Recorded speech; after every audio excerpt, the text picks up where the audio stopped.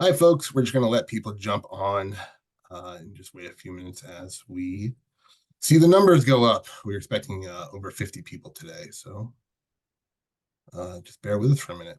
Thanks, everyone, for being here tonight.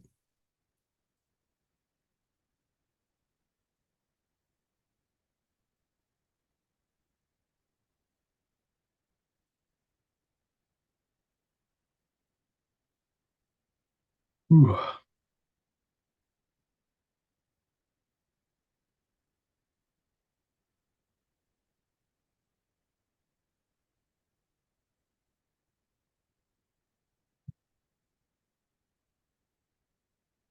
You're just jumping on. We'll be waiting another minute or two with other folks join us, and then we'll start.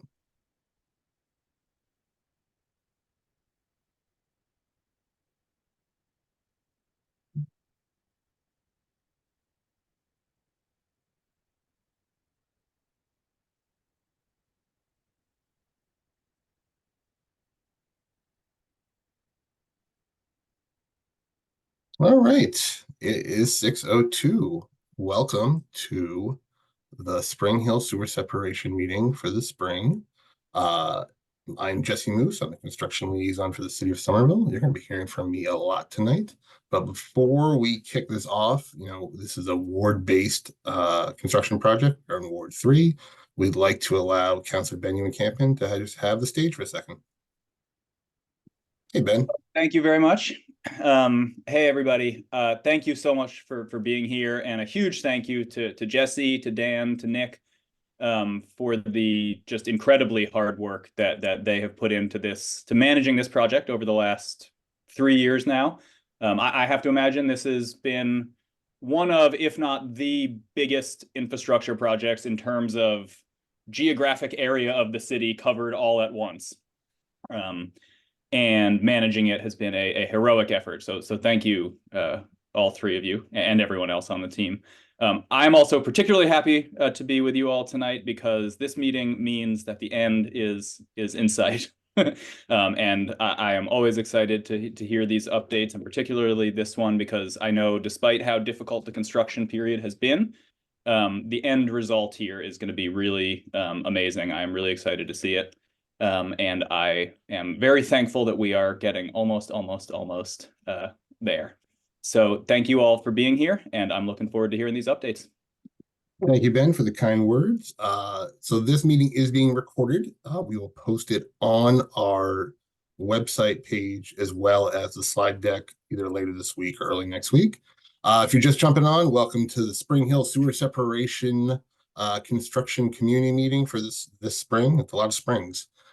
This is actually our 5th meeting we've had. We've done 2 a year, and this is our 3rd year of the project. I'm Jesse Moose, the construction liaison for the city. Next slide, please, Dan. So our agenda tonight is very similar in format to our other meetings we've held. You're going to learn about the 3 of us, as well as the contractors. You're going to learn what's been completed to date, upcoming construction work, and look ahead, how this ties into, we're at the point in the project where we're really focusing on streetscape restoration and how that ties into the bike network plan. We, as always, go through street by street, letting you know where we are with the project on each street. And as always, we'll have time at the end to basically take questions. One thing that you want to talk about, so this is a construction meeting. What we are sharing with you tonight is our upcoming work. This is not so much a design focused meeting. We want to let you know what is upcoming, and hopefully we can answer your questions either through the presentation or afterwards. And with that, we'll go to the next slide, please. That's us. Look at us. We took this last week. We figured it was a new year, needed a new picture of the team outside our office.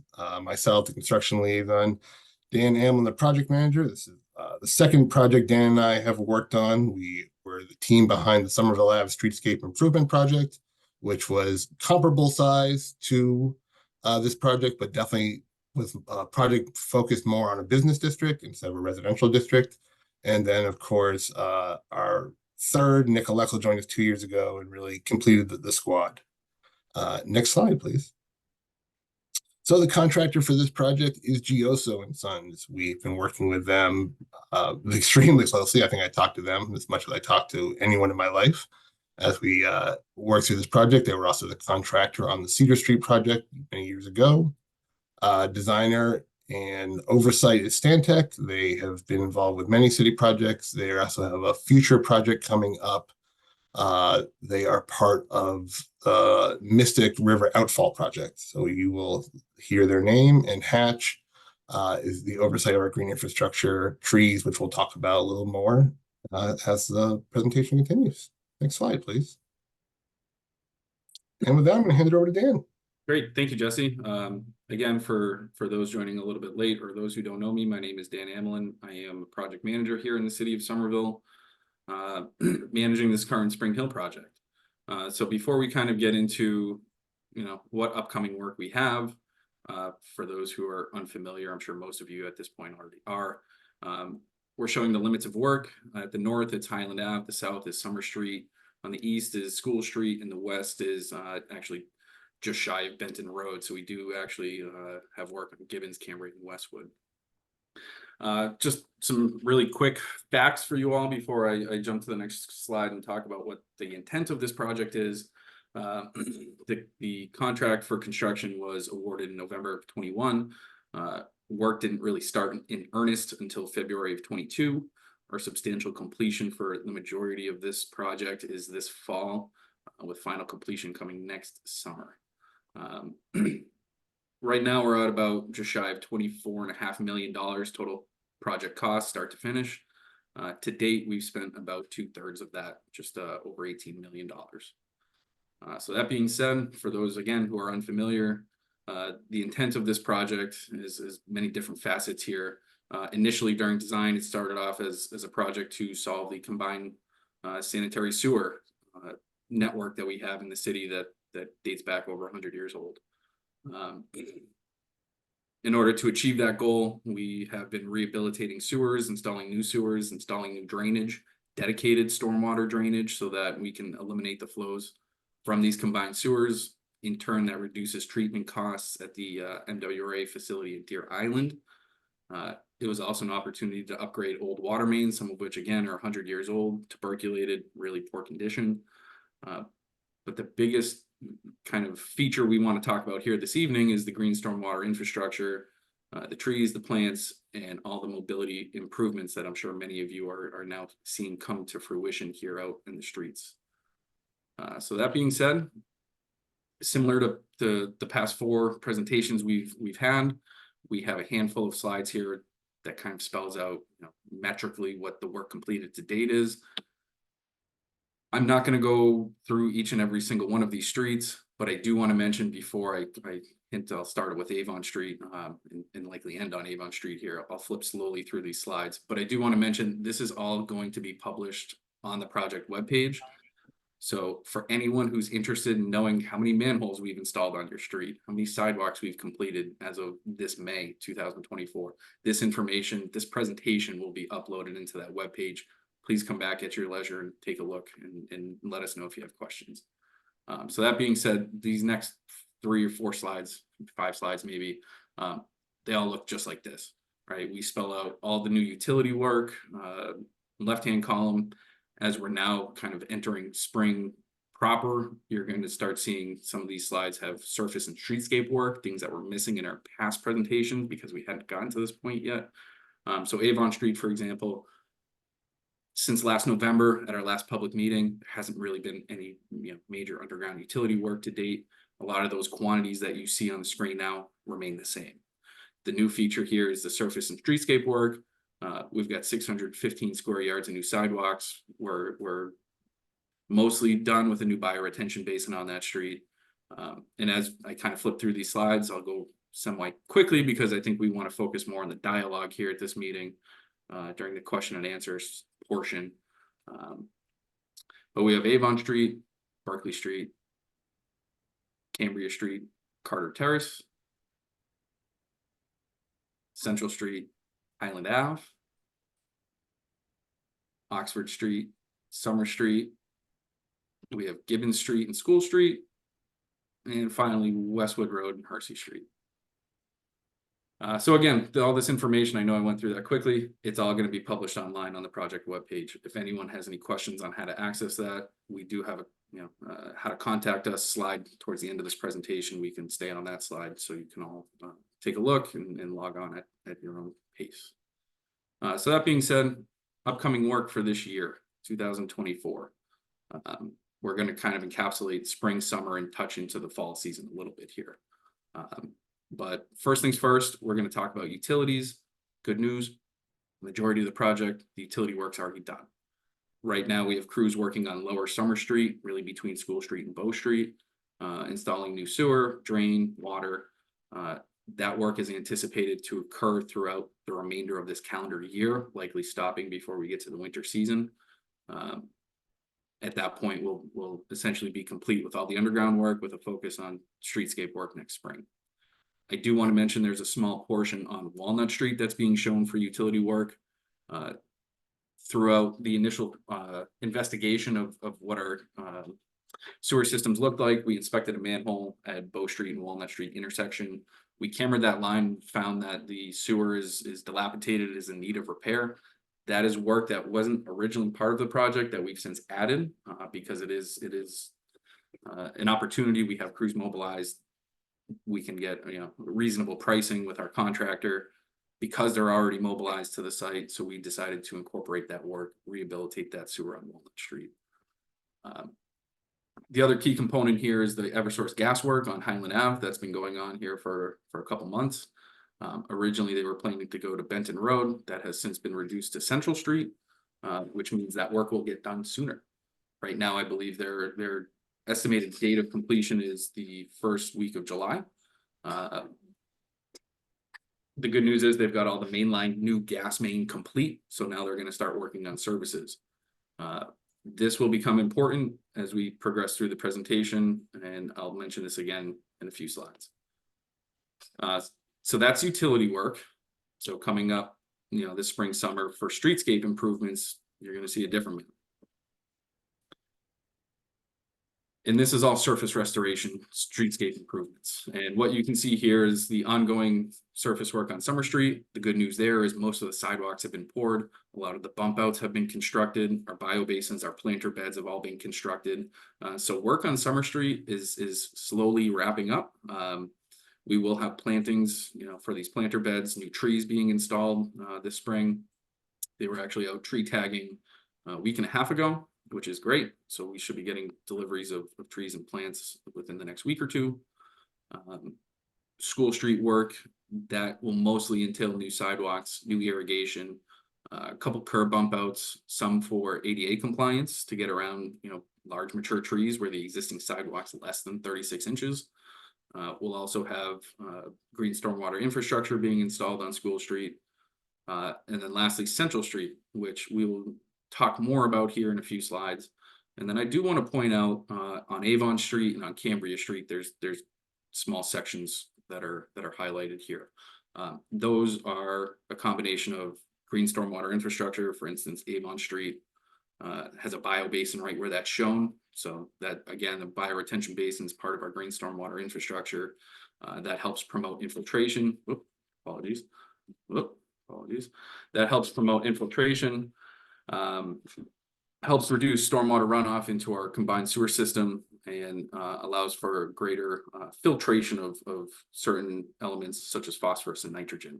On Cambria Street, we have two small sections. Those are both ADA curb bump outs because we have constrictions on the existing sidewalk with utility poles and mature trees.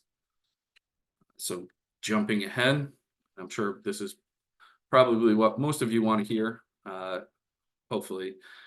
Here's our final paving schedule for this calendar year.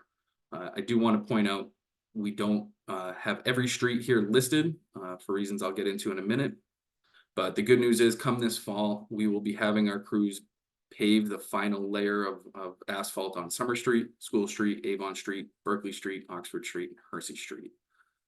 But before that happens, we're actually going to be paving a portion of Highland Avenue. The mayor was gracious enough to provide this project with additional funding so that we could partial pave Highland Ave, knowing that there is a future Highland Ave redesign project on our capital investment plan. Before anyone asks questions, we don't know when that will start. So as an interim condition, we will be paving both travel lanes of Highland Avenue from roughly McGrath Highway to just west of Benton Road. The travel lanes are 14 feet each. We're going to be more or less paving a foot into the parking lane. Parking lanes themselves the existing pavement will stay, but we'll have a nice 28-foot wide new surface on Highland Avenue this June when the high school gets out. So very exciting stuff. We're all very anxious for this work to occur. And because I've spoken a little bit about Highland Ave, I'm going to pass to Jesse to give you more information about that. Sure. Thanks, Dan.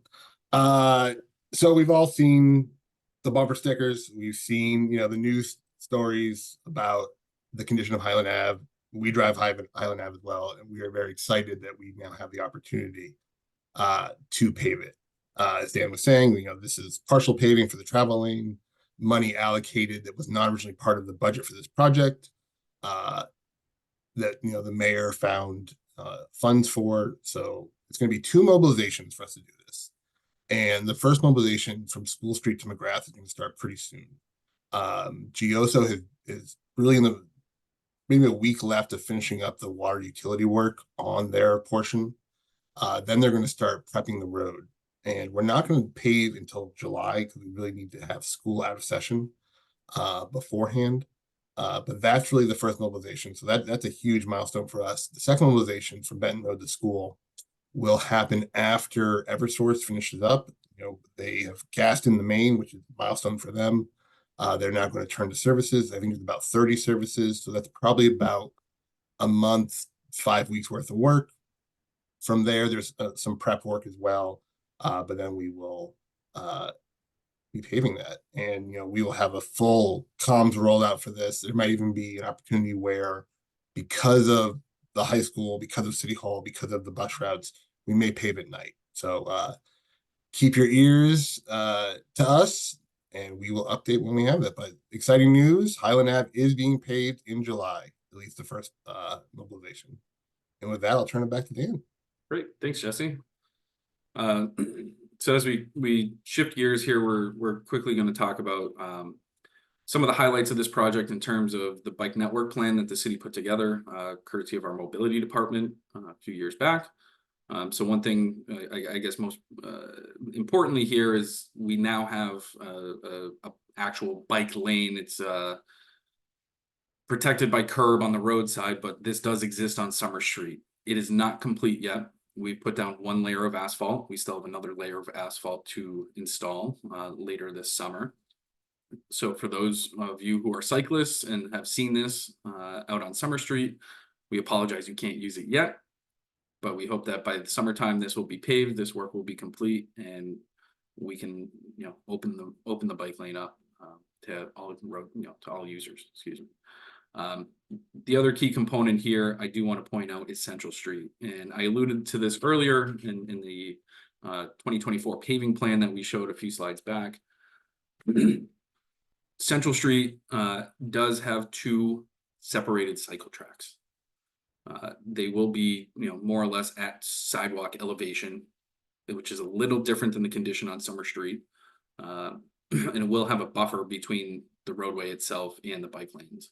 And one of the key components of that, of those multi-directional bike lanes, cycle tracks on Central Street, is that the pavement itself will be porous, as just another method and achievement really for the city to promote greater infiltration during high intensity and more frequent rainstorms that we seem to be getting here. So again, that porous pavement is going to help alleviate a lot of the stormwater overflow and localized flooding that previously occurred under the combined sewer system. And with this, since we're talking about Central Street, we're going to use this meeting tonight as an opportunity to alert you all of new changes coming up. And the change is Central Street between Summer Street and Highland Avenue is going to become a one-way street northbound to Highland. So this is going to be similar to the section of Central Street between Somerville Ave and Summer Street, where it's a one-way northbound. We're going to continue that upwards to Highland Ave. And this work is slated to begin on June 10th. So as of Monday, June 10th, Central Street between Summer and Highland will become one-way permanently. This will be the new final condition. As you can see in the graphic here, it will have elevated cycle tracks made of porous asphalt at sidewalk elevation. We do have a handful of new tree pits to install. All new sidewalks will start getting constructed this summer. And one kind of neat feature that we're going to use cobbles and bricks as a buffer strip between the sidewalk and cycle track. And what's neat about that is the Somerville Museum, there's a section of existing sidewalk today that has old historic bricks. They have the letter S stamped on them for those who have seen them and walked by them. Our goal as a city and as this project is to reuse these materials. So as many of those bricks that are in decent enough condition that can be reused, we are going to be reusing them for this call it buffer strip. And part of that is because to meet ADA compliance, we have to have a differentiating material for those with visual impairments. So they'll know the difference of feeling, the sidewalk versus bricks, so they don't errantly walk into a bike lane or a cycle track. And it's something that we've seen have great success, quite frankly, down on Somerville Avenue, where we employed the same style of sidewalk and cycle track. So this is a big change for the neighborhood. It's inevitably going to affect all of the side streets that are attached to Central Street here. Avon, Berkeley, Oxford, Westwood, Cambria, Gibbons.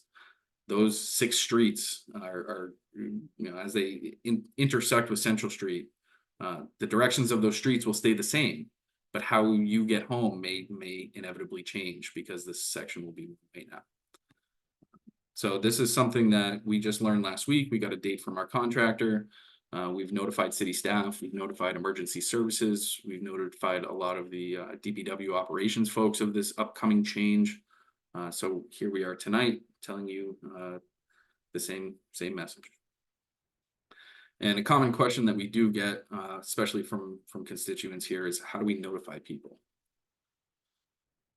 So in working with Nick, working with Jesse, working with our communications team, we kind of developed the following bulleted steps here to spread this message out because it is such a substantial change.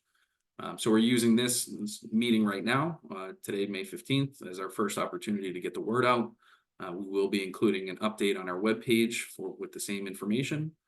We do plan to flyer residents in the neighborhood, flyer the neighborhood itself.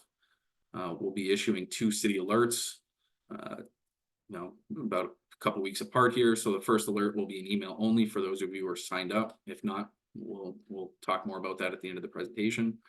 We're going to be deploying VMS boards on Highland Ave, both east and west of Central Street. We'll be deploying a VMS board on Central Street north of Highland Ave for any vehicles traveling southbound. We'll be using our social media, the city's newsletter to get this word out. And it's a robust outreach plan. So we hope to spread this information to as many people as we can. So come June 10th, there hopefully won't be too much confusion amongst neighbors, residents, constituents, business owners alike. So moving right along, we have some green infrastructure highlights. This is important for us to talk about tonight because, again, a lot of this is being realized now through the construction phase. You'll start seeing a lot of this being constructed on Summer Street, Avon Street, School Street, etc. First things first, I mentioned this earlier, we performed tree tagging, plant tagging a week and a half ago. And when this project was designed, it stemmed a lot from our public space and urban forestry management plan for the city, which really helps promote greater tree canopies in neighborhoods. It's going to help keep ambient temperatures down. It's going to promote wildlife, make the neighborhood feel safer, a lot of great things. So this project itself will be installing just under 200 new trees. And I forget the number off the top of my head, but I think the amount of tree removals that occurred early back in 2022, we removed just under 30 trees. So there's a huge net positive of trees being planted in this neighborhood. And it's the city's goal to really kind of transform the canopy of this neighborhood and bolster it with this effort. Moving on to green stormwater infrastructure, I've mentioned this phrase a couple of times here this evening. First thing we want to talk about is bioretention basins.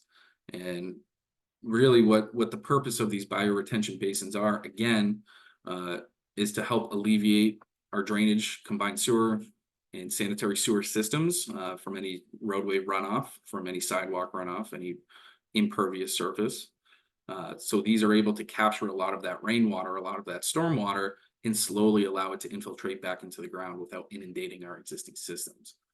Similarly, based on the type of plants, it's specific types of soil, specific types of mulch that all work cohesively together to help reduce the amount of phosphorus that gets into our system, help reduce the amount of nitrogen that gets into our system.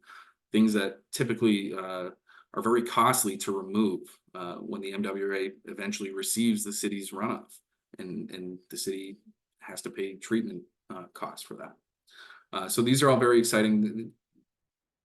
The added benefit is a curb bump out, which is going to help promote, pedestrian safety, cyclist safety. It will promote motorist safety by essentially forcing vehicles to travel slower down the street, knowing that we have these kind of scattered throughout the neighborhood. So we do want to point out, for those who haven't seen one being constructed, currently on Summer Street, over in front of number 117, kind of opposite Green Street, we have one of our larger bioretention basins now being constructed. So we wanted to take these photos and kind of show the process. First we have to set curbing, we have drain cleanouts, then we install ionized soil. It's got different chambers to kind of slow down that runoff, so it doesn't inundate the bio basin and cause that to overflow. So you can see there's 3 different sections, and the first section will fill up, spill into the second section, that fills up, spills into the third section, slowly infiltrates back into the ground. We have a lot of stone dissipating pads to help reduce that velocity of that stormwater runoff. And we were actually lucky enough last week, we had a pretty heavy rainstorm in Somerville last Wednesday, a week ago. When we went out Thursday, we took a look at this to see how it held up, knowing it's not complete yet. And believe it or not, nothing washed away. Everything was still intact. So it was working as intended, despite not being complete yet. The next thing we have is a subsurface infiltration tree trench, which is very similar to a subsurface infiltration trench, which I'll talk about here in a second. But basically, take a bioretention basin, the benefits of that, the slow infiltration back into the ground, the assistance it provides in reducing localized flooding. We've got a handful of these installed throughout the neighborhood. What's different with a subsurface infiltration tree trench is we can actually use a lot of that runoff to help water the tree essentially and promote tree growth. So it's kind of a twofold beneficial green stormwater infrastructure practice that we're employing. Next, we have a subsurface infiltration trench, which is more or less what I just talked about, minus the trees.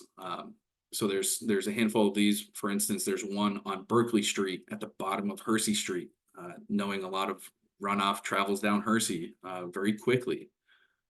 Just opposite Hersey Street, we have a subsurface infiltration trench. And again, that's going to help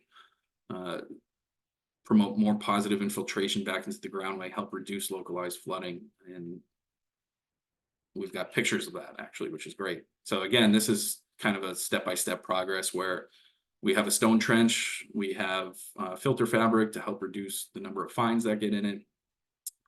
We put in a perforated pipe that allows a lot of that infiltrating stormwater to enter the pipe. It gets carried into a stormwater system for anything that overflows. It enters our drainage system, but otherwise will allow it to slowly infiltrate back into the ground. And I mentioned we have a lot of these, so we want to show you where they all are.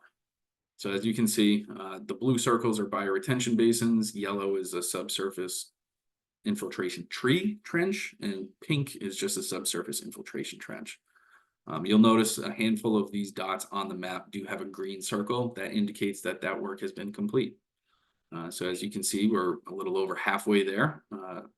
The remaining work on Summer Street will occur later this summer. On School Street will occur over the next few weeks. And on Central Street, that'll start kind of mid to late summer. So we're pretty close to wrapping up all our green stormwater infrastructure here. That being said, talking about, for instance, how a biobasin can act as a curb bump out and help promote greater roadway safety. We're going to start talking about some of our transportation traffic calming tools and some of the highlights along the way. So this project, what a lot of these graphics are going to show you, we have incorporated into the project. We've got curb extensions and bump outs. Sometimes those can be biobasins, sometimes they can be planters. But essentially what a curb extension is going to do is extend the sidewalk into the parking lane. It's going to shorten that crosswalk up a little bit and promote pedestrian safety and accessibility. We've got a handful of raised crosswalks, nearly every street, I believe, that intersects Summer Street, Laurel, Green, Carter Terrace, Harvard. All these streets are going to see raised crosswalks. And again, it's really to promote enhanced safety for pedestrians, slow vehicles down, and just make it all around more comfortable for pedestrians, cyclists, motorists alike. We do still have the Route 89 servicing the neighborhood. I know it hasn't been in this neighborhood in what seems like 2 years. The MBTA decided not to send the bus up through construction and potentially get delayed in its runtime. But at the completion of this project, we'll have 2 new floating bus stops, both on Summer Street, that are going to serve the 89. 85. Excuse me, 85. Thank you, Jesse. Apologies. By serving the 85, these floating bus stops, again, are going to provide a dedicated waiting area so that folks aren't queued on the sidewalk, potentially obstructing the sidewalk. They also act as a curb bump out to help promote, slower speeds. And of course, we've got plenty of speed humps being installed on this project as well to help reduce vehicle speed through the neighborhood. Here's where they all are. And as you can see, it's quite a bit. And the reason why we have so many different types of traffic calming tools at so many different locations really stems back from during the design phase.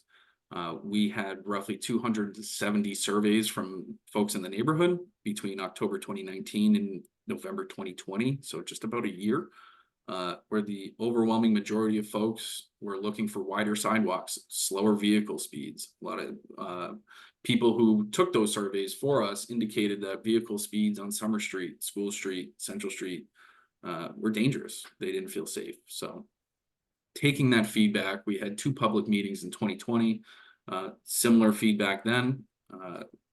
Our design team really kind of went robust with our traffic calming, again, to slow speeds down, make it safer for all road users. Next, we've got a breakdown of work per street. We've got every street listed here. So again, I'm not going to go through every single one of these.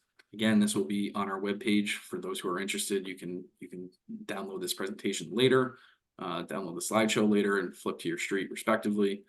I'm not going to read through every one. There's 1 or 2 I'm going to stop and talk about that are have something special for us to discuss here. But basically what you're going to see is subsurface improvements on the left. By and large, almost every single street, you'll see all check boxes that work's been complete. Streetscape improvements are on the right. Some of these boxes have been checked as work progresses here through the spring and into the summer. When we have our next meeting in the fall, I would anticipate a lot of those boxes on the streetscape side of each page here to be checked off. But perhaps most importantly, when the final paving is going to happen, which means when does the road work stop? So each street we have a final paving line here at the top under anticipated work schedule. Avon Street, for instance, will get final paved this fall. So this is really just reiterating that kind of paving map we looked at earlier in the presentation. So I'll slowly go through each one of these. Got Berkeley Street.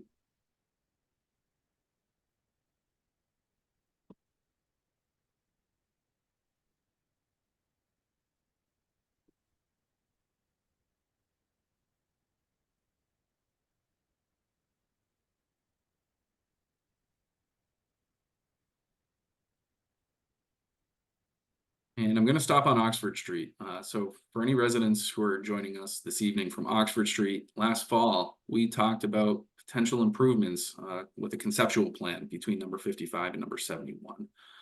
For those who are unaware, that's kind of that sloped section of Oxford Street with the sidewalk at a much higher elevation than the roadway. So this was an ambitious goal of ours, wasn't part of the original project, but understanding what the condition was during construction, we worked with our consultant to come up with this concept. Unfortunately, we can't say in good faith right now, as transparent as I can be, that we can fully proceed with this. The implementation of this design is currently on hold, pending our project budget. As the project manager here, I do realize I am a steward of the budget. I understand that these projects mostly get funded through taxpayer dollars. So it's my job to really make sure we're not exceeding our budget or going over budget and causing delays here. So this is something we have to continue to analyze as work progresses throughout the year. There's a lot of unforeseen circumstances in construction. Occasionally you run into certain things underground that you didn't know were there that are going to cost money that you weren't planning to spend. So there's a handful of different situations that can come up that's going to cost money. We try to prioritize, additional work, added scope based on safety and what's absolutely necessary versus what's kind of discretionary. So again, this is something that we're still hoping to see implemented and constructed. But at this time, here we are, May 15th, we have to wait and see how much money we have remaining in the project before we can do this. So hopefully come this fall, we'll have a better sense of where we're at financially on the project side, and we can give a better indication of whether or not this will get constructed. And if it does, it'll likely be next year, 2025. So moving right along, we've got School Street, Summer Street, and I'm going to stop on the next slide here because I think most folks here have seen partial work be constructed up at Summer and Spring Street intersection. And again, I employed my PowerPoint art skills here, so apologies for this kind of pseudo concept sketch. This is the best I can do on PowerPoint. I'm an engineer, not an artist, so please cut me some slack. It looks great. Thank you, Jesse. What we really wanted to emphasize here was the future changes that haven't been constructed yet. So I'm sure a lot of folks kind of drive this stretch of Summer Street and say, what is going on here? There's curbs that seem out of place. There's a sidewalk crosswalk, that seems out of place. What we intend to construct, we'll have a bioretention basin on the north side. That's right in front of St. Catherine's Church. We will have a raised table. I don't know if you can see my cursor, but it's kind of right in between where that bio basin is going to go and Agassiz across the street. On top of the raised table will be a crosswalk. So it's effectively a speed bump and a crosswalk together, right? So again, it's promoting visibility to pedestrians crossing the street, coming up the hill from both directions, because this is one of the highest points on Summer Street within the project limits. Again, this is the intention here, the chicane in the roadway, the crosswalk, the raised table, the bump outs, the bioretention basin. All of this is to help promote pedestrian safety and slow vehicles down. There's 2 schools in this area. A lot of children walk these sidewalks, cross the street. A lot of parents will park, drop their kids off at school, come back, pick them up. So there's a lot of instances where folks are crossing the street. And again, citing those 270, 280 surveys we received during design, speed was one of the biggest concerns. So this raised table, the chicane in the road, will effectively slow vehicles down. It is designed to make people feel uncomfortable and slow down. It is not designed to breeze through this section of Summer Street relatively quickly. Speeds higher than 20 miles an hour. So I'll leave that here. I'm sure there's going to be plenty of questions about this that we can talk about here shortly. To kind of end out this work completed to date here, Summer Street, second half between School and Bow. This is what's under construction now. So you'll see that none of the streetscape improvements have been checked off. They're still working on the subsurface work for the remainder of this calendar year. We have Westwood Road, and I'm going to actually pass it back to Jesse to talk about a special event this upcoming Monday evening. Thanks, Dan. So I'm not sure if everyone's aware, but the city now has a new way of doing community interactions. We've had Resistat meetings for years past, and they became community meetings in the last 2 years. But now we're trying a new concept called Slice of the City, where we're meeting in parks, for each ward. And the three of us will be at Prospect Hill Park on Monday from 5 to 7. So if you'd like to meet with us and talk to us in person, all our meetings have been virtual. We'd love to see you. And even if you don't want to talk to us, there's pizza. There's actually a bunch of other staff as well. So it's a great opportunity for residents of Ward 3 to interact with city staff they might not always get FaceTime with. Next slide, please. And, we are a team that prides ourselves on communication and accountability and transparency. That is my cell phone number that you can call. I run the Somerville Infrastructure Twitter account. You can tweet at me. And then the construction email goes to the three of us as well as some other coworkers as well. Any questions, please shoot that to us and we will, answer it as quick as possible. Some of them are very quick answers. Some of them are a little more complex, but we always make a point of responding. We've been talking about our website all night long. That's at the bottom of the page. We will update our slide deck on that as well as any future updates when we talk about Central Street, Highland Ave paving. Next slide. Look at that. We are through the deck. Great work, team. So we are going to turn it over to questions. What we ask is people raise their hands. We will unmute you. Once again, I'm going to reiterate, this is a construction meeting. You are absolutely able to ask questions about design, but understand that we are going forward with these designs and we're happy to answer questions on why we're doing these designs, but they are going to be constructed. Let me see who has their hand up first.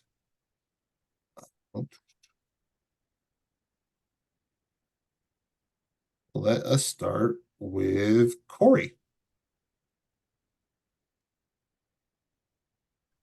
Hi there. Hey, Corey.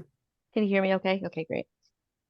So as a resident on Central Street, I just wanted to follow up. I know at our last meeting we talked about this and Dan, you asked me to email you about it and I never heard back, which is fine.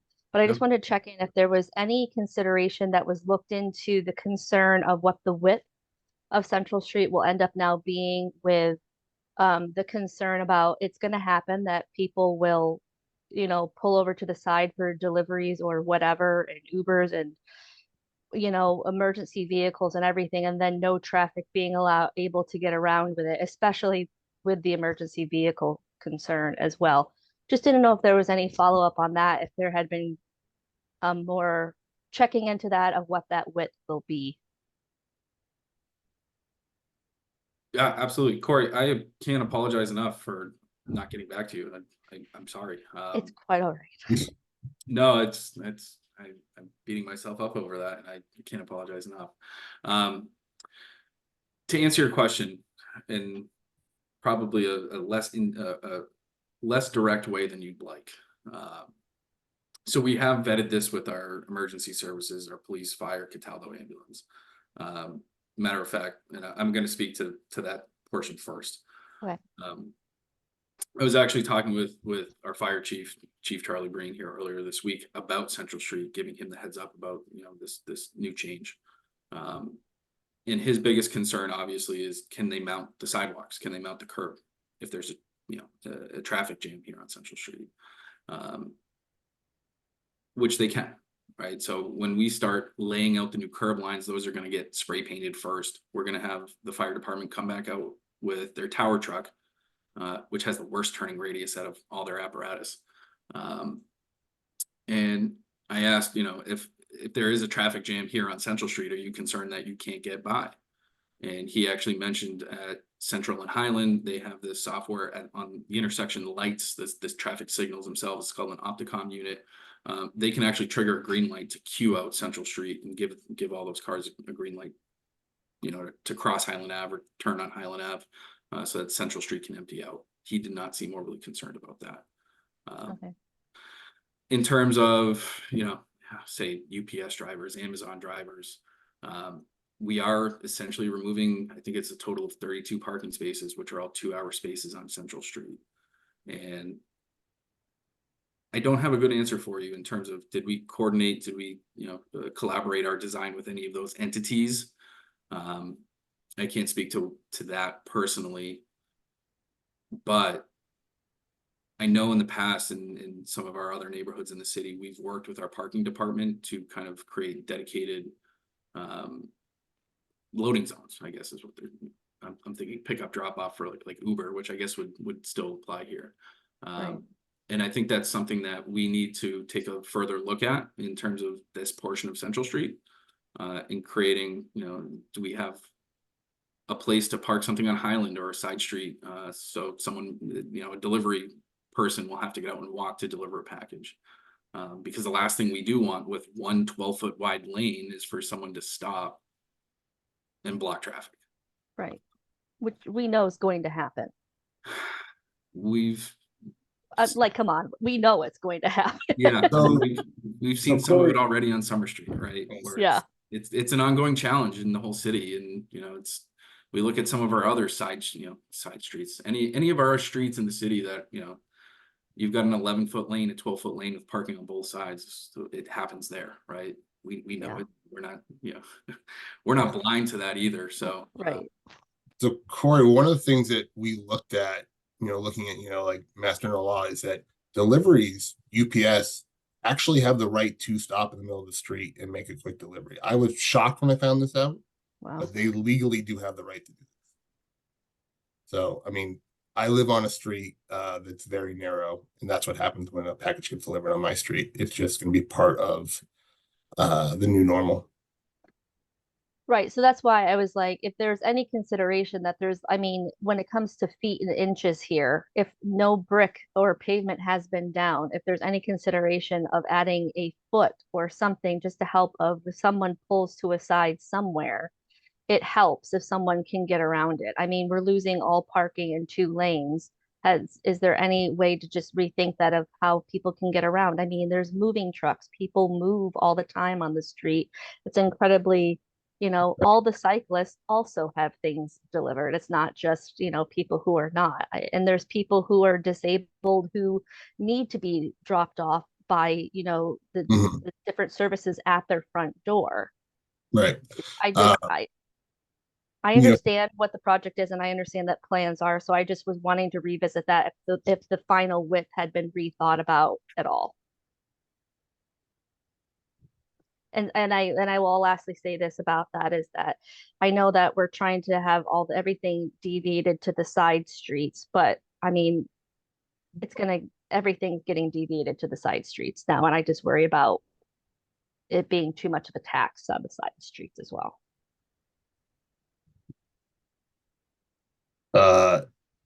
Understandable, Corey, but I mean, there will be situations where a delivery will have to happen on a side street. I get it. I just wanted to know because I didn't hear any follow-up if there had been consideration of what that final width was going to be. If you want to shoot Dan an email, I was just going to say, Corey, if you don't mind, I just wrote down respond to Corey right away. So if you, between today, tomorrow, end of the week, next few days here, please send me an email. And I'm going to follow up on our end with some other city staff who may have a bit more experience here than I do. Okay. Since It's encouraging to hear at least about the loading zones. That's encouraging to hear that that's being into consideration. That's helpful because that hadn't been discussed before. yeah, it's something that, like I said, through some past projects, I mean, I'm going to use Somerville Lab. It's another project I managed. We actually set up, a dedicated loading zone just outside of Union Square, specifically for those businesses and residents, despite narrowing the street. So these things have been done. They have to be planned, obviously. We aren't planners. We manage active construction, but please do send me an email so I can get you a more proper response. Of course. Can I ask a question about the timeline there, since we've just heard today that June 10th is the start date? Yes. Does that mean it's effectively a one-way June 10th and construction is starting that day? And if not, when does construction start and how long do they plan on it going, just so that we could make alternate plans of trying to get in and out of homes on Central Street? Sure. So yes, that is the construction start date, and at the same time, by virtue of the construction starting, it's the effective one-way, implementation date. So from June 10th forward, construction is going to start. Central Street will become a one-way permanently at that point.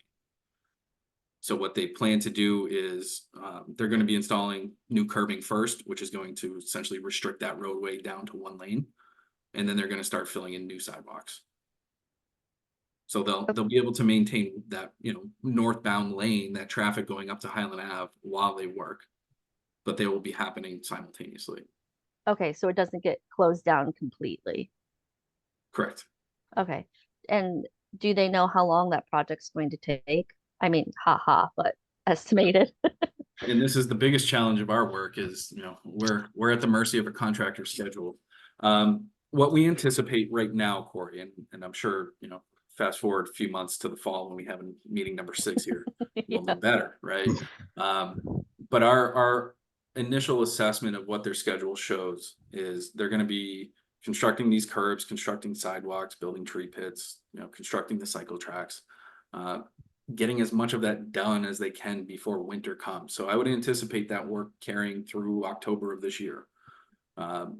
They're to end the quote unquote construction season before winter starts. They're going to mill that existing asphalt and put down, you know, an initial first lift of asphalt, new asphalt before winter comes.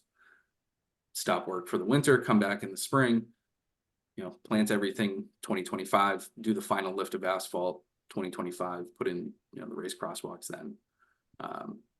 So this effort, you know, we'll have a reprieve over the winter, but it's going to pick up again in earnest next spring with completion next summer, say June 2025. So that's the best we know right now.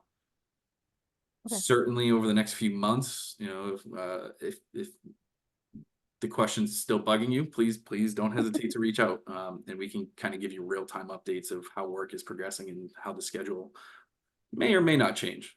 Hopefully it won't. And we'll So also almost- provide updates on our website as progress progresses. Got it. So they're really looking at a year with the reprieve in the winter.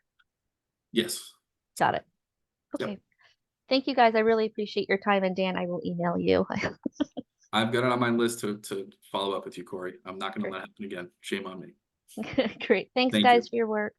Yeah, thank you, Corey. Up next is David Marshall. Hey, David. Okay, can you hear me now? Yes. Yay! All right. First of all, yeah, as I said in the chat, I've been here since 2008.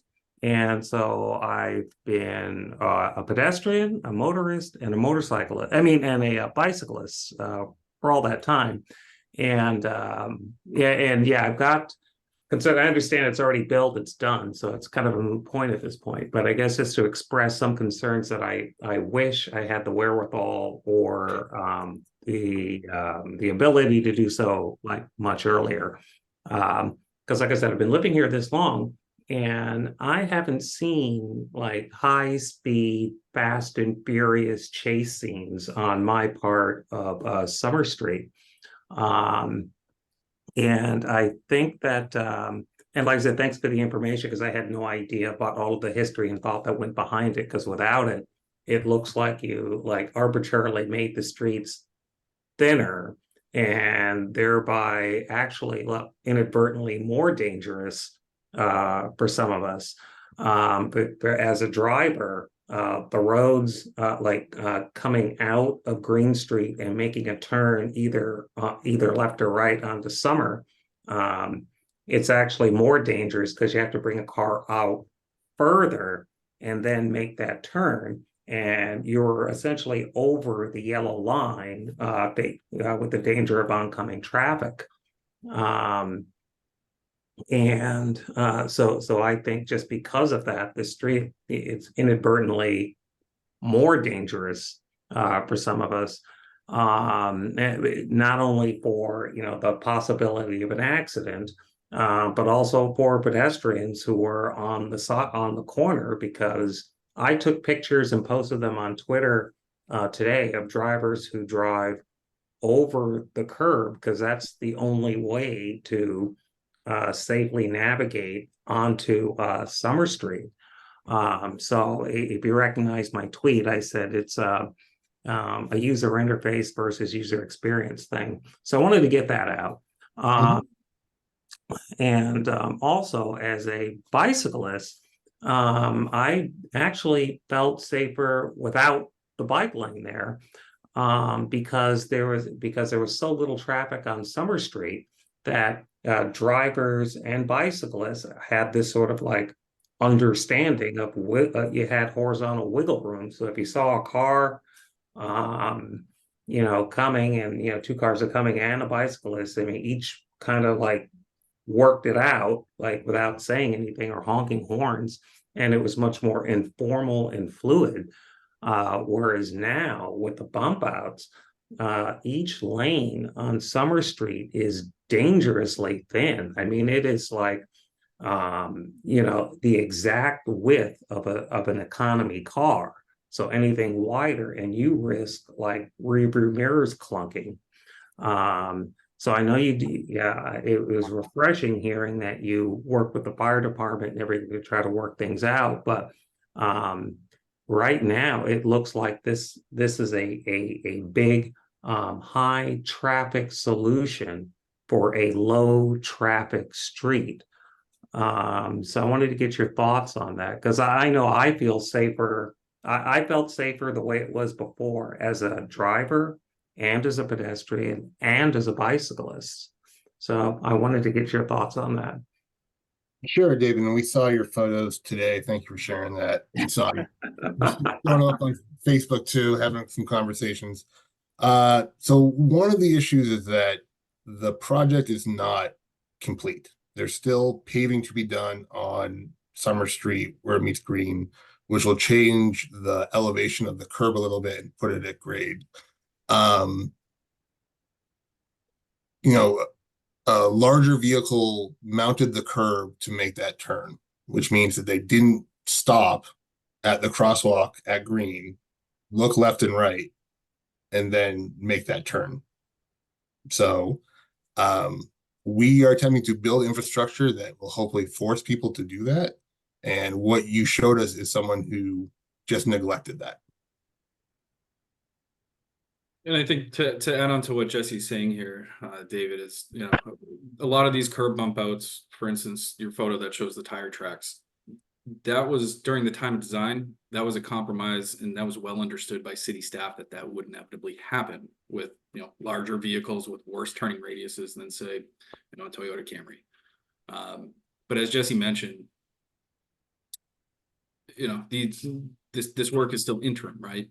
We do have final paving. We have a handful of raised crosswalks, a handful of speed humps to put on Summer Street, so that, say you were exiting Green Street onto Summer Street, the current condition still allows vehicles to travel, say over 20 miles an hour. But as work progresses and we get to a more, complete state in terms of the project, what we anticipate doing, striping the roadway, adding center lines, putting in speed humps, raised crosswalks with kind of those shark teeth markings that indicate, this, if you're in a car, you're going up over this, it's not level. All of these different features that when the project is complete should cohesively work together to, again, make it, quite frankly, uncomfortable for motorists, right? And this is a perfect example where turning out of Green Street, that will have a raised crosswalk across Green Street. So a car is going to have to go up over that before you can even make that turn onto Summer, whether you're going left or right. And that's very much by design, right? And that's it again, it stems from the public feedback we had 4 years ago, 5 years ago. And furthermore, all of these kind of bump out, curbs at each of these side streets, we worked with the fire department. They understood, hey, if there's an emergency, we know we have to go over the curb. So we beveled and chamfered all the curbs so that you wouldn't have kind of a sharp vertical edge. You'll have a 1-inch curb reveal with a 2-inch 45-degree chamfer. Knowing that, fire trucks, garbage trucks, 17-foot box truck, they have to get down one of these streets or exit one of these streets. We know that they're going to go over the curb. But the purpose really was to prevent, passenger vehicles from going over the curb, right? And I think in the photo you took, some of the tire tracks was on the previously existing sidewalk.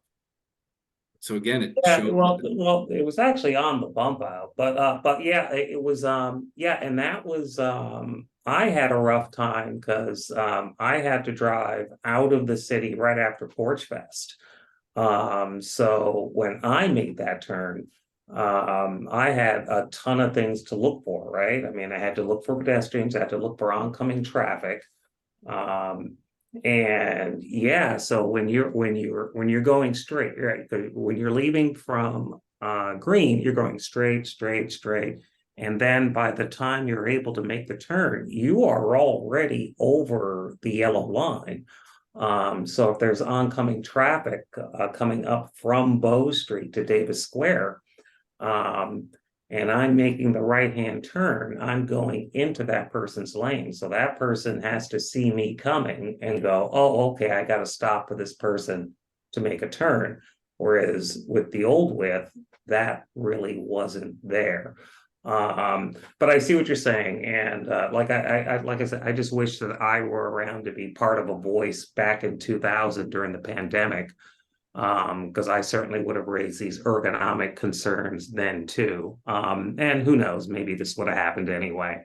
But in closing my rant, because I can't see with Zoom how many other people, so I'm trying to wrap up my stuff. But I noticed that you've got the dedicated bike lane going up from Union Square, but there isn't a bike lane going downhill toward Union Square. So what do those bicyclists do? Well, I'm glad you brought this up because it's the same exact condition as it was before, where there wasn't a bike lane, heading eastbound to Union Square, right? It was always a shared lane. So we kept that as is.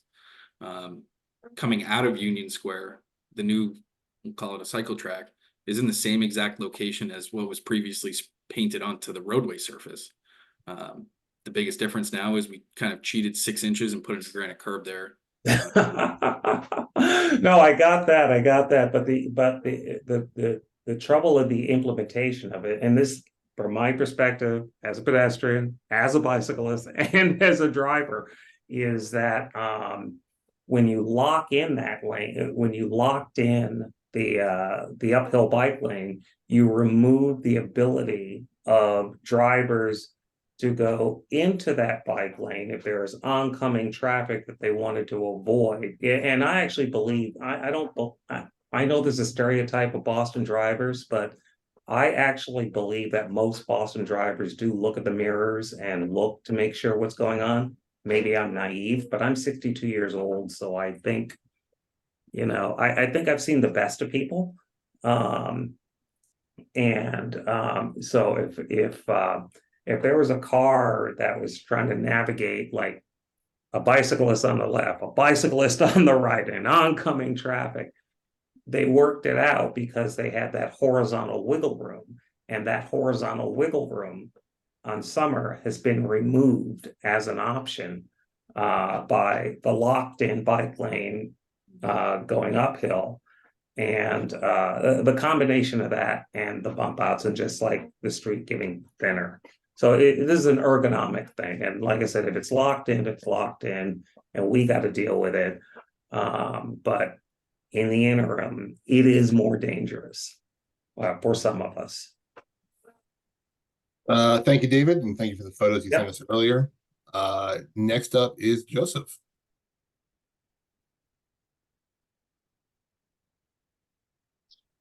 Hello, can you hear me? Yep. I just want to say thank you for the presentation. Super informative. I'm excited about Highland Ave. I got a couple quick questions. First, I want to know if you have any timeline on the 85 bus coming back up the hill. I saw we're not doing final paving on that bit of Summer Street until next year, 2025. Do we have to wait all the way until then for the bus, or is it going to come a little earlier? Joseph, great question.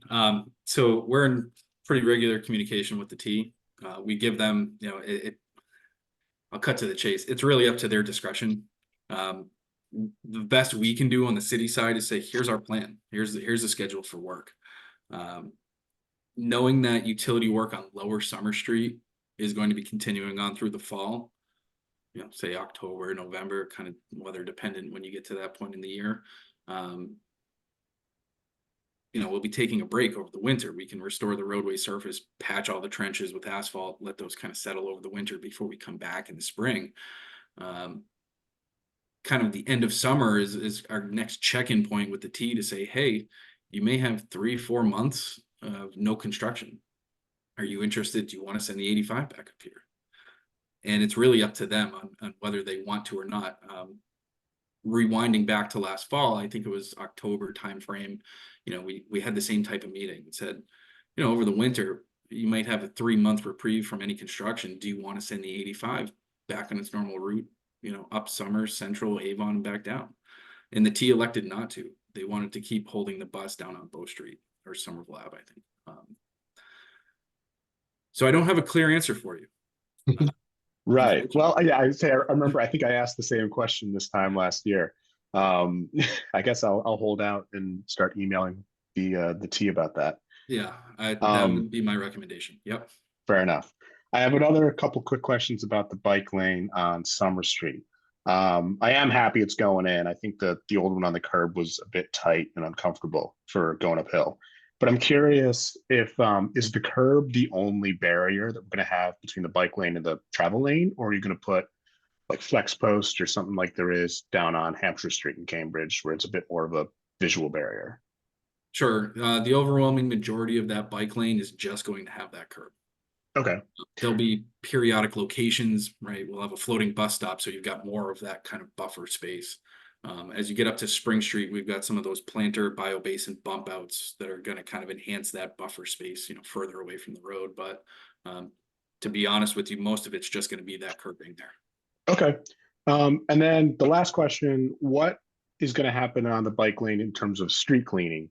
Because remember, one of the biggest problems with the old bike lane against the curb there was it would always get covered in stones and stuff. And so it was, I've gotten a couple flat tires on that section of bike lane. So is the new one going to be clean, or will it get dirty all the time? We hope it to be clean, and Yeah.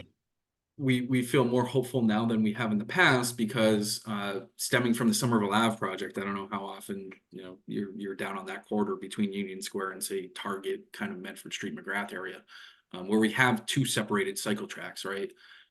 That project was kind of a catalyst to go back to DPW, right? Because DPW, you know, there's the construction side, let's build it, but then when it's done, it's the maintenance portion that carries on in perpetuity. So for those cycle tracks on Somerville Ave, DPW actually bought, it's a regenerative sidewalk sweeper, which is kind of a misnomer because it doesn't actually sweep per se, but it has a vacuum attachment that sucks everything up on that pavement, which is really more so important for porous pavement so it doesn't get clogged than it is for regular asphalt on Summer Street. But we do have this equipment now, and we can perform this maintenance in-house.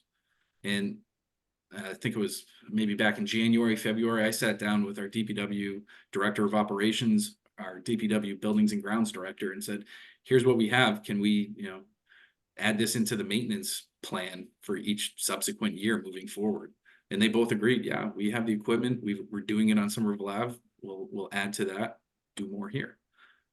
So it does sound very hopeful that Yeah. bike lane on Summer Street and the ones on Central Street, when they get constructed, will actually be maintained and kept clear of debris. Yeah. This also goes to snow removal. They use a very similar small machine to just go down the track and clear all the snow. Luckily, we haven't had any snow in the last 2 years, but we have the machines ready to go. Okay. All right. Awesome. Well, that sounds good. Thank you. Thank you for the presentation. All right. Thank you, Joe. All right. Up next, we have Beth Green. Hey, Beth.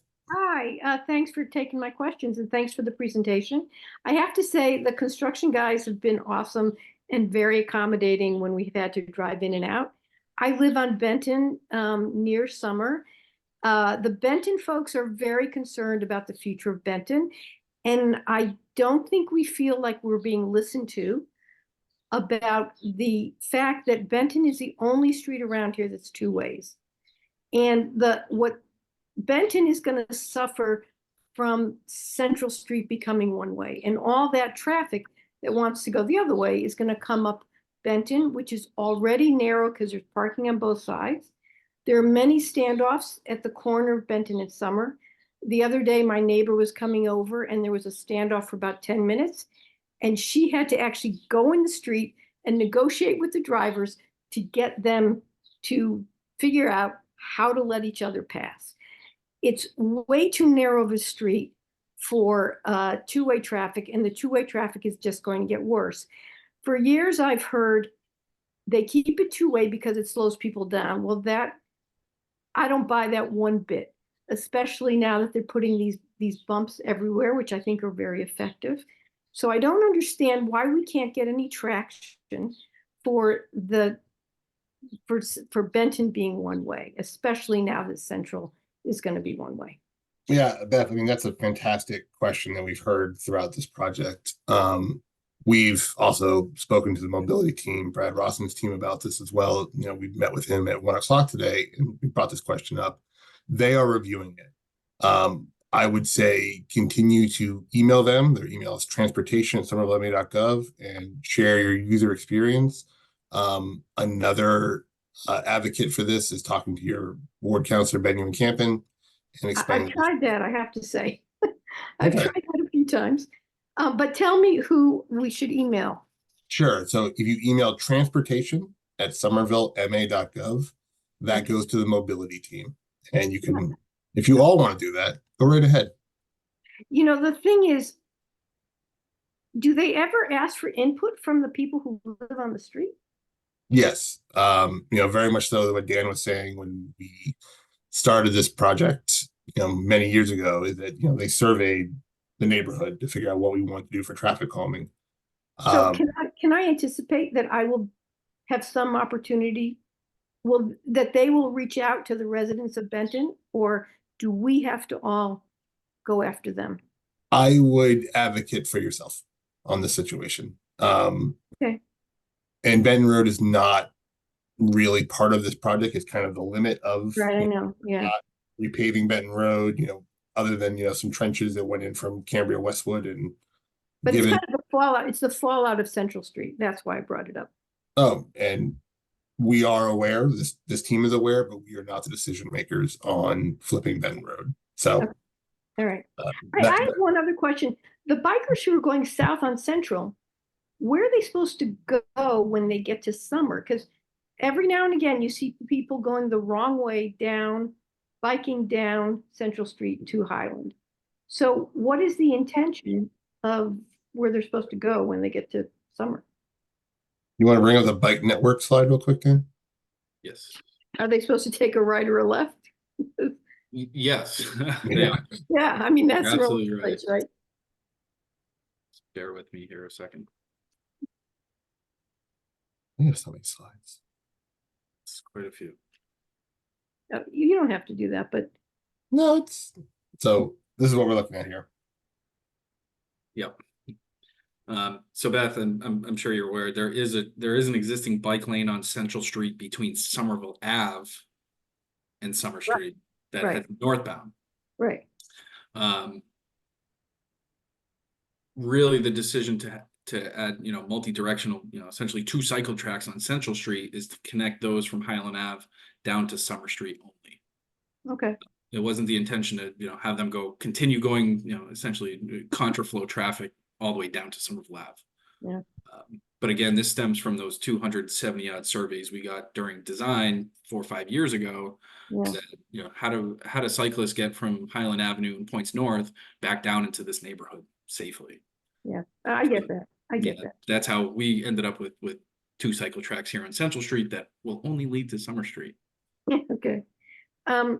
I also have a tiny question, is how are they going to pave the driveway entrances that are on the cycle tracks on Summer Street? You get what I mean? Yes, kind of where the bike lane shown in this photo meets the curb for the sidewalk, correct? Yeah, and if you have a driveway right there. So each driveway, the concrete panels on the sidewalk will match the final lift of asphalt on the bike lane. So But what about the bike lane in the road? bike lane in the road? Well, it's, Summer Street, we still have to pave the final lift of asphalt there as well. So will it be even? Will it be even with the? It'll be a 1-inch vertical increase Oh. from the roadway onto the cycle track and then Oh, okay. smooth onto the driveway.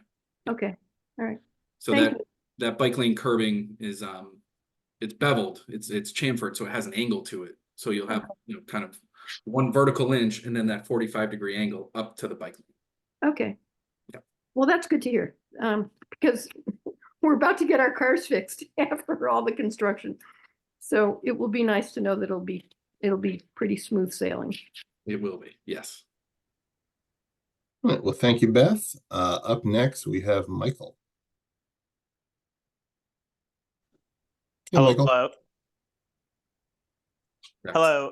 I'm a resident on Highland Ave, and I was just had a question or two about the interim repaving. Okay. You mentioned it was going to start in July. Is there an estimate on how long it will take? So the actual like asphalt hitting the ground will be in July. They'll do some prep work in June, preparing the road, maybe even milling the road and raising castings before that. The actual paving, couple of days. Yeah. The section between McGrath and School Street, like Jesse mentioned, they've got probably a week to 2 weeks worth of prep work. They've got to mill down the existing roadway 2 inches, adjust all the manhole covers so those don't get, inadvertently ripped up by that milling machine. Paving, if it's overnight, that's probably 2 nights worth of paving. Yeah. Okay, so that was kind of a follow-up question of just like the noise consideration with overnight work. So the milling and stuff you mentioned would be not overnight though? Correct. Would be We would do during the that day. during the day. Yeah. Yep. Okay. The reason for overnight paving is to get a better product. You want to try and avoid as much traffic as humanly possible when paving. And because that's the street that we have City Hall, that we have the high school, and we have 2 bus lines, it's very tough to just do it properly without doing it at night. Okay, and then my last question on it is just the road surface. Will it be like level with the parking lanes in the end, like the finished product? Yes. Yep. Okay, cool. All right, thank you. Yep. We're going to take that roadway currently down 2 inches. We'll mill it down 2 inches, and then we're going to pave 2 inches back. So it's going to be the same elevations as it is now, just smooth and new. Okay, cool. Thank you. Great. Yeah. Thank you. Thank you, Michael. Up next is Ethan. Hi, can you hear me? This is actually Eiley. Hey, Eileen, how are you? Hi, I'm all right. I share the previous callers or commenters' concerns about Benton. I bike Benton fairly regularly with my kids on a cargo bike. And the current state of things with cars moving in 2 directions can be very hair-raising for a cyclist. And I guess I understand that the ideal long-term solution is to have all cyclists go all the way down to Central in order to get northbound. I'm not sure that that's a better solution for us. And I'm concerned about 2-way traffic in the intervening time. If there's no plan and mobility is still only just considering it, it's going to be an absolute train wreck for months as soon as Central goes one way. And that's going to be for cyclists as well as drivers on Benton. Like I said, Alex, we are not the conduit to have this conversation with. You need to speak to the mobility department, speak to the city councilor. The 3 of us do not control Ben Road becoming one way, the other way.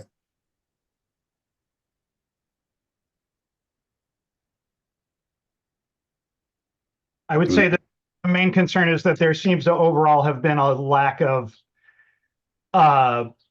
planning for this in between time when things are partially constructed, because what happened was there was a lot of construction last fall that made the area significantly more dangerous. And now, according to your presentation, it's not going to be done until fall of 2025.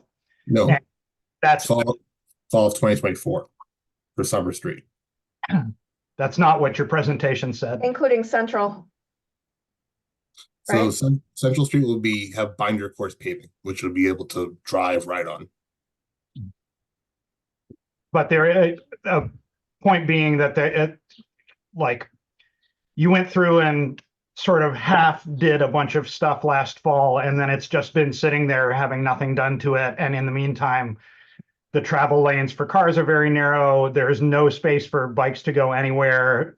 The road surfaces are very rough and dangerous.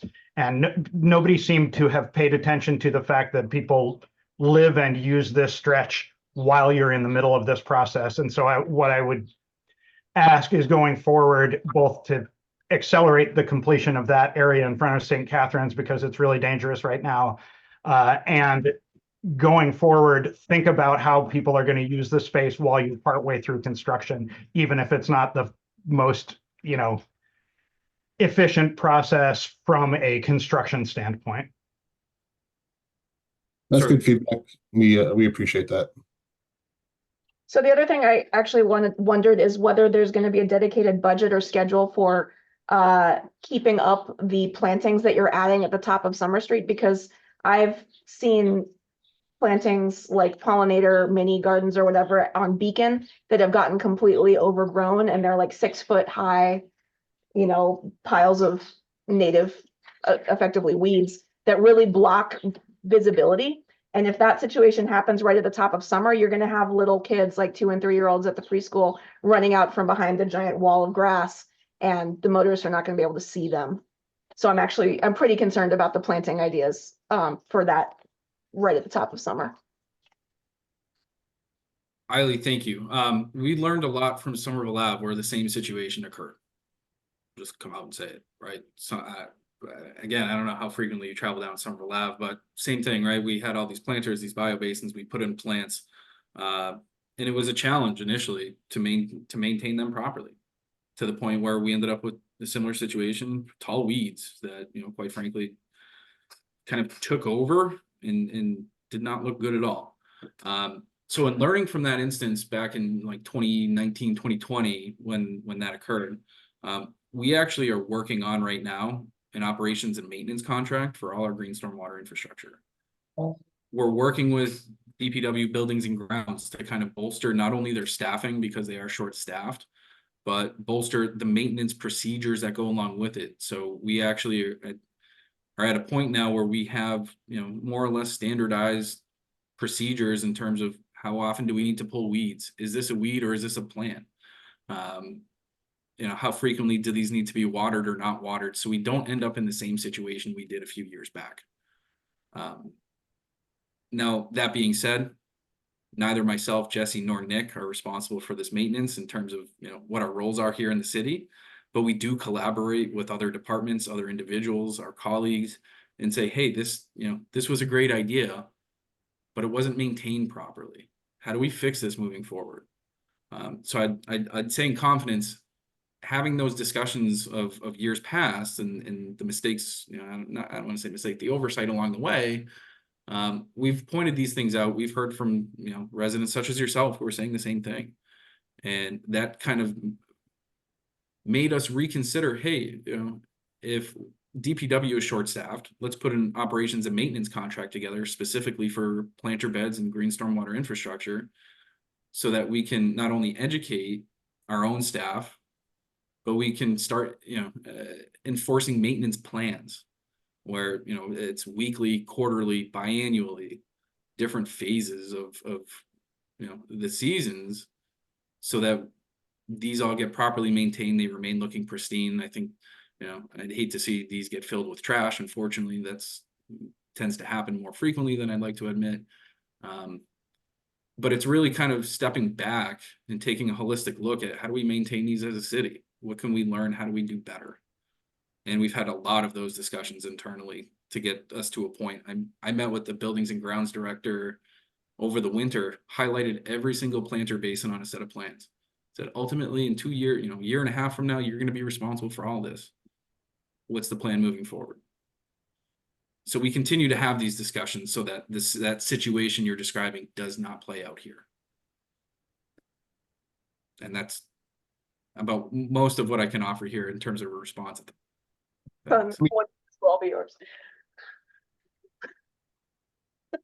You talking to me? No. A full house in the Kentucky field tonight. Thank you. One thing I do just want to say, Dan and I take a lot of pride in our work, and when we visit Somerville Ave and we see that it's not to snuff to what we planned originally, we are our own advocates in having these conversations with DPW about how can you fix this.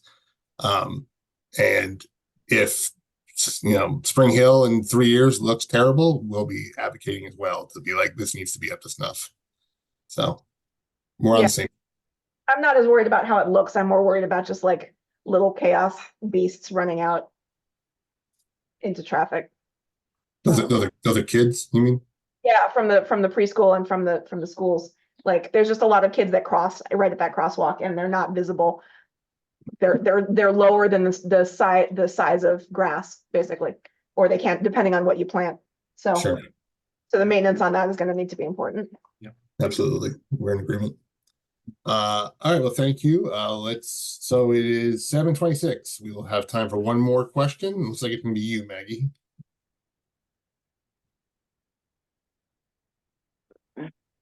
Hi, my mom lives on Pearl Street. Yesterday, I noticed a guy putting up a camera next door to my mother's house.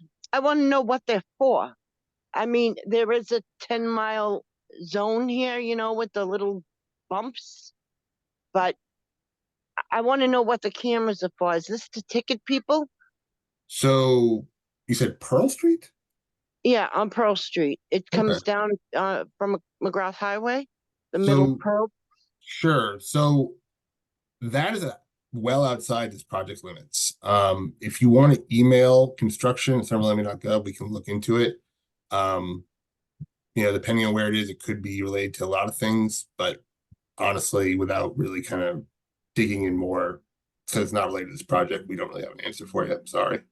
Well, when I asked the guy yesterday, he said it was speed control and it's to count cars. Okay. So if you talk to that person, what it is, it's not so much a camera as it is a counter. So we're counting how many cars are going over a certain portion of the city, and that helps us use data to think about traffic calming. So that's what it is. I don't think there's any reason to be concerned about it other than we're trying to get data on future projects. Yeah, because I'm not too happy with none of this. I don't like this bike thing. I don't know why we have a bike path, going through the whole city, and it goes everywhere now, but we got to use the streets. I mean, I'm a driver and you've got us going around the world. And it's supposed to be this big climate bull crap, but yet you have us wasting gas going around the world. And it was supposed to save us. And all this work was supposed to be done years ago when Curtatone was in. And all that money disappeared, which is disgusting. And that kid's awful rich now. So, I mean, to me, this is all disgusting. I'm disgusted with the whole city. All right, Maggie, I appreciate you being here tonight. Sounds like there's a lot going on in the city you're not a fan of, but we can only do so much. All right, folks, that was our last question. Once again, we will be at Slice of the City on Monday. You can come talk to us in person. As well as, if you have any follow-up questions, hit us up at our construction email address. But once again, we thank you for attending tonight and wrap it up there and go Celtics. Thank you all for attending. Talk to you soon. Bye, everyone.